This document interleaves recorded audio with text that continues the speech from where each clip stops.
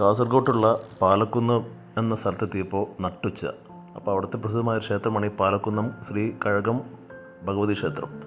അപ്പോൾ ഞാൻ നട്ടുച്ച കാരണം ഒന്ന് ഭക്ഷണം കഴിക്കാൻ വേണ്ടി കയറി. അപ്പോൾ അവരുടെ ഒരു ഭക്ഷണ രീതിയാണത്. ഇലയിലൊക്കെയാണ് ചോറ് നമ്മുടെ നാട്ടിലുള്ള കുറച്ച് വ്യത്യാസം ഉണ്ടായിരുന്നു കറികളൊക്കെ, ഈ കാസർഗോട്ട് കറികൾ. എന്നാൽ രുചിക്ക് എനിക്ക് വലിയ കുഴപ്പമൊന്നും തോന്നുന്നില്ല. ഞാൻ നന്നായിട്ട് ഭക്ഷണം കഴിച്ചു.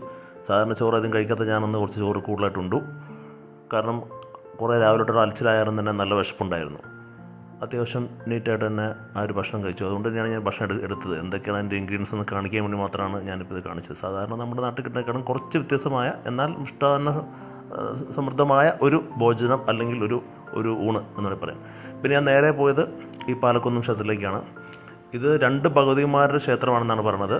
ദുർഗാദേവിയും പിന്നെ സരസ്വതി ദേവിയും രണ്ടുപേരും കൂടിയിട്ടാണ് ഇവിടെ പ്രതിഷ്ഠ എന്നാണ് പറയുന്നത്. അപ്പോൾ നമുക്ക് ഇവരുടെ ഒരു ക്ഷേത്രത്തിൻ്റെ രീതി തന്നെ ഒരു പ്രത്യേക രീതി. പക്ഷേ ഇവിടെ ഭയങ്കരമായിട്ട് ആൾ വന്ന ഒരു ക്ഷേത്രമാണ് കേട്ടോ. ബേക്കലിൽ നിന്ന് 2 കിലോമീറ്റർ. ഞാൻ നിൽക്കുന്നത് പാലക്കുന്ന് ഭഗവതി ക്ഷേത്രത്തിലാണ്. ഇത് ഇവിടുത്തെ ഫേമസ് ആയ ഒരു ക്ഷേത്രമാണ്. ഇവിടുന്ന് ഒരു 2 കിലോമീറ്റർ കഴിഞ്ഞാൽ ബേക്കൽ ഫോർട്ടാണ്. ഇത് ഇവിടെ ഈ ഉത്തര കേരളത്തിലെ ഫേമസ് ആയ ഒരു ക്ഷേത്രമാണ്. ഇവിടെ മൂത്ത ഭഗവതി ഇളയ ഭഗവതിമാർ 2 ഭഗവതിമാരുണ്ട്. മൂത്ത ആൾ ദുർഗയാണ്, ഇളയ ആൾ സരസ്വതിയാണ്. അപ്പോൾ ഇവിടുത്തെ ഒരു കലം കാണിപ്പ് എന്നൊരു പറഞ്ഞൊരു ഉത്സവമുണ്ട്. അത് നമ്മുടെ തിരുവനന്തപുരത്തെ പൊങ്കാല. ഇന്ന് പൊങ്കാലയെന്ന് തോന്നുന്നു. ഈ ദിവസം അതേ പൊങ്കാല പോലെ തന്നെ ഇവിടുത്തെ സ്ത്രീകൾ ഈ ശർക്കര അരിയൊക്കെ കൊണ്ടുവന്ന് ഇവിടെ ഭക്ഷണം പാകം ചെയ്യും. എന്നിട്ട് അത് പിന്നെ പ്രസാദമായിട്ട് കൊടുക്കുകയും ചെയ്യും. അങ്ങനെ ഫേമസ് ആയിട്ടുള്ള ഒരു അമ്പലമാണിത്. ജസ്റ്റ് ഒന്ന് കയറി കാണാം.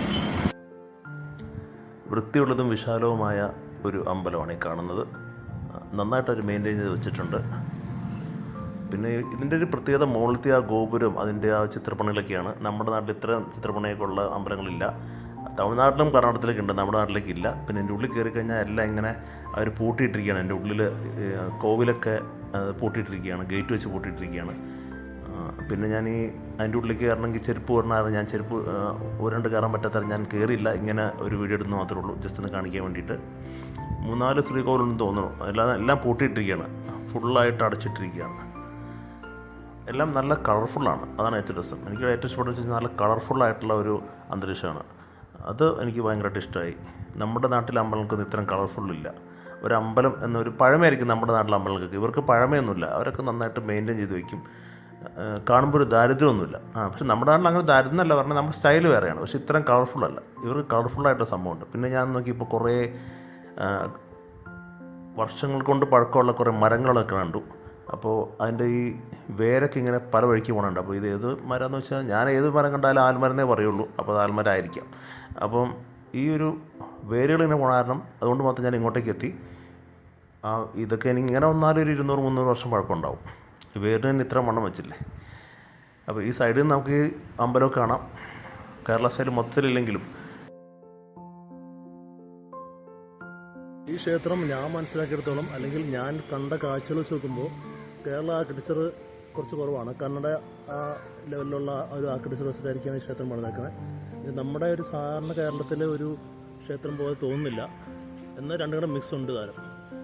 ഭയങ്കര കളർഫുള്ളാണ് ഇവരുടെ ഈ കന്നഡ ഭാഗത്തേക്ക് പോയി കഴിഞ്ഞാൽ. കാരണം ഇതിപ്പോൾ ഈ കാസർഗോഡായിരുന്നു തന്നെ കന്നഡക്കാരുടെ ശരിയായ ഇൻഫ്ലുവൻസ് ഇവിടെ ഉണ്ട്. അപ്പോൾ ഇവരുടെ കൾച്ചർ എല്ലാം കൂടിയിട്ടുള്ളത് Kerala culture plus Kannada culture mix ആയ കാരണം ഈവൻ ഇവിടുത്തെ മരങ്ങൾക്ക് പോലും ഒരു കന്നഡ ടച്ച് ഉണ്ടെന്നാണ് എനിക്ക് തോന്നുന്നത്. ഇവിടെ പൂരമഹോത്സവം നടക്കാറുണ്ട്. പൂരമഹോത്സവ സമയത്ത് എല്ലാ ദിവസവും പൂരക്കളി ഉണ്ടാകാറുണ്ടെന്ന് പറഞ്ഞു. ഇത് കളി എന്നൊരു കളി ഇവിടെ ഉണ്ട്. കോമ്പറ്റീഷൻ വെച്ച് നടത്താമെന്ന് പറഞ്ഞു. അത് പെരുമുണ്ടിത്തറ, കീഴ്ത്തറ, മേൽത്തറ അങ്ങനെ 3 സ്ഥലമായിട്ട് തിരിച്ചിട്ട് ഈ പൂരക്കളിയുടെ മാസ്റ്റേഴ്സ് വന്നിട്ട് പെർഫോം ചെയ്യുന്ന പറഞ്ഞു. അപ്പോൾ അവർക്ക് ഇത് അതിൽ പ്രൈസ് കൊടുക്കാമെന്ന് പറയും. മരുത് കളി എന്നാണ് എനിക്ക് മനസ്സിലായത് അതിൻ്റെ പേര്. ചിലപ്പോൾ ഒരു പ്രൊണൗൺസിയേഷൻ വ്യത്യാസം ഉണ്ടാവും. സോ ഞാൻ ഇത് കഴിഞ്ഞിട്ട് ഞാനിപ്പോൾ ഈ ഒരു ക്ഷേത്രത്തിൽ നിന്ന് പോവുകയാണ്. ഉത്സവങ്ങളുടെ കൂത്താട്ടുകുളം നടക്കുന്ന ഒരു അമ്പലമായിട്ടാണ് ഞാനിപ്പോൾ ഇതിനെ മനസ്സിലാക്കിയത്. ഞാനിപ്പോൾ ഇവിടുന്ന് നേരെ നമ്മുടെ പവൽക്കോട്ടയിലേക്ക് പോവുകയാണ്. ഞാൻ അതിനുവേണ്ടി ചേർക്കുളത്തേക്ക് പോയി. ചേർക്കുളം എത്തിയിട്ട് അവിടെ നിന്ന് ഒരു ഓട്ടോറിക്ഷ എടുത്തിട്ടാണ് ഈ പവൽക്കോട്ടയിലേക്ക് പോകുന്നത്. ബദിയടുക്കയുടെ അടുത്താണ്. അപ്പോൾ അവിടെ എത്തിക്കഴിഞ്ഞപ്പോൾ എത്തുമ്പോൾ തന്നെ കാണാം റൈറ്റ് സൈഡിൽ കുറേ മരങ്ങളും ചെടികളും കേൾക്കുന്ന സ്ഥലം. അപ്പോൾ അവിടെ അടുത്ത് കുറേ ആൾക്കാർ താമസിക്കുന്നുണ്ട്. കുറച്ച് മുസ്ലിംസ് ഉണ്ട്. അവർ പറഞ്ഞു ഇതേ കാണുന്ന കോട്ടയെന്ന് പറയും. അപ്പോൾ പാലക്കോട്ടയല്ലേ വലിയ സംഭവത്തിൻ്റെ ഉള്ളിൽ കയറിയപ്പോഴേക്കും നമ്മൾ കണ്ട കാഴ്ച എന്ന് പറഞ്ഞാൽ ഇങ്ങനെയാണ് കാണുന്നത്. കുറേ പുല്ല് പിടിച്ച് കുറച്ച് മതിലൊക്കെ ഉള്ളൊരു സ്ഥലം. അതിനിയുള്ള ഇപ്പോൾ നമ്മുടെ ബേക്കൽ കോട്ടയാണെങ്കിലും ഹോസ്ദുർഗ് കോട്ടയാണെങ്കിലും എല്ലാം ഇങ്ങനെയാണെന്നാണ് പറയുന്നത്. അപ്പോൾ ഇതിൻ്റെ കയറുമ്പോൾ തന്നെ ഒരു വലിയൊരു ഗേറ്റ് ഉണ്ട്. ആ ഗേറ്റ് അവരൊരു വളരെ പ്രാകൃതമായ ഒരു തുണി വെച്ചിട്ട് ഇങ്ങനെ കെട്ടി വെച്ചേക്കാണ്. പവൽക്കോട്ട എന്ന് കണ്ട അവിടെ ഡ്രാക്കുളക്കോട്ട പോലൊക്കെ തോന്നും കണ്ട. പക്ഷേ ഈ ഒരു വലിയൊരു നല്ലൊരു ബോർഡുണ്ട്, ആ ബോർഡ് നന്നായിട്ട് ചെയ്തിട്ടുണ്ട്. ബാക്കിയൊക്കെ അതിപുരാതനമായ സംഭവങ്ങളെല്ലാം. അപ്പോൾ ഇവിടെ നോക്കുമ്പോൾ ഒരു പ്ലേ ഗ്രൗണ്ടാണ്. അവിടെ ആരും ക്രിക്കറ്റ് കളിക്കാൻ വേണ്ടി കുറേ സ്റ്റമ്പൊക്കെ വെച്ചിട്ടുണ്ട്. സ്റ്റമ്പ് എന്ന് പറഞ്ഞാൽ നമ്മൾ ഈ മടക്കലോണ്ടൊക്കെ ഉണ്ടല്ലോ സ്റ്റമ്പൊക്കെ. അപ്പോൾ ഇതാണ് നമ്മുടെ പുരാവസ്തു കീപ്പ് ചെയ്യുന്ന ഒരു കോട്ട, പവൽക്കോട്ട. ഇതിങ്ങനെ കണ്ടാൽ മതി, ഉള്ളിക്കാരൻ്റെ കാര്യമില്ലാന്ന് നമുക്ക് പുറത്ത് കാണുമ്പോൾ തന്നെ മനസ്സിലായി. ഉള്ളിൽ പക്ഷേ വിശാലമായൊരു ഏരിയയൊക്കെ ഉണ്ട്, അതൊക്കെ ശരിയാണ്. പക്ഷേ കയറാൻ പോലും പറ്റില്ല, ഗേറ്റ് അടച്ചിട്ടത് എൻ്റെ ഭാഗ്യം, അല്ലെങ്കിൽ ഞാൻ ഉള്ളിൽ കയറി പോയേനെ. എനിവേ ഇവിടെ ഇത്രയും വിശാലമായ, ഒട്ടും ആരും മൈൻഡ് ചെയ്യാത്ത സ്ഥലങ്ങൾ ഇങ്ങനെ ഉണ്ടെന്ന് നമുക്കിവിടെ ഒരു മനസ്സിലായി. ഇവിടുത്തെ ഓട്ടോറിക്ഷക്കാരൻ പോലും ഇത് വന്നപ്പോഴാണ് കാണുന്നത്. തൊട്ടടുത്തുള്ള ഓട്ടോറിക്ഷക്കാരനാണ്, പുള്ളിക്ക് ഒരു സ്ഥലം അറിയില്ലായിരുന്നു.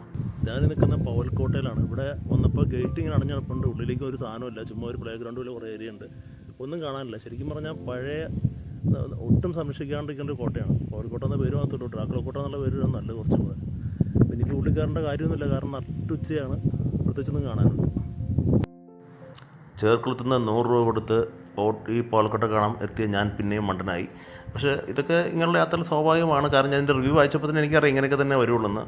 പിന്നെ ഞാൻ അന്ന് രാത്രി അവിടെ പോയിട്ടൊരു മാജിക് സോഡ എന്നുള്ള ഒരു സംഭവം, ഒരു ജ്യൂസ് കുടിച്ചു. അത് കഴിഞ്ഞിട്ട് ഞാൻ ഈ കുമ്പള എന്ന സ്ഥലത്തുനിന്ന് പിറ്റേ ദിവസം രാവിലെ ട്രെയിനിൽ കയറി ആലുവയ്ക്ക് പോയി. സോ വീഡിയോ ഇഷ്ടപ്പെട്ടാൽ സബ്സ്ക്രൈബ് ചെയ്യുക, ലൈക്ക് ചെയ്യുക, ഷെയർ ചെയ്യുക. Thank you very much.